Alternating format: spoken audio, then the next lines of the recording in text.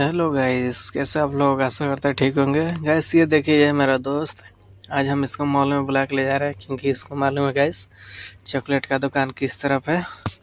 चलिए चलते हैं मॉल। ये देखिए गाइस, मॉल से ये चॉकलेट खरीदाया है। ये 1.5 kg चॉकलेट है गाइस, वजन करके देता है जो 30 ग्राम का दिया है। इसमें 2-4 वैरायटी मिक्स करके दिया है गाइस, देखिए। चलिए गाइस, आप लोग को एक और चीज़ दिखाते हैं दुबई का। ये देखिए, ये रोड का उस साइड जितना दिख रहा है वो हमारिया कैंप है।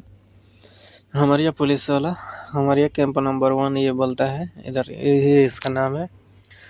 ऐसे और कोई भी भाई दुबई में फंसा है, जैसे मालिक पैसा नहीं दे रहा है, पासपोर्ट नहीं दे रहा है, इमरजेंसी में घर जाना, तो हमारिया पुलिस वाला संपर्क करें। देखिए गाइस, उधर छोटा सा दिख रहा है, हम पास में नहीं जा सकते क्योंकि हमारे पास भी आईडी नहीं है, अभी हम नए हैं तो उधर नहीं जा सकते हैं।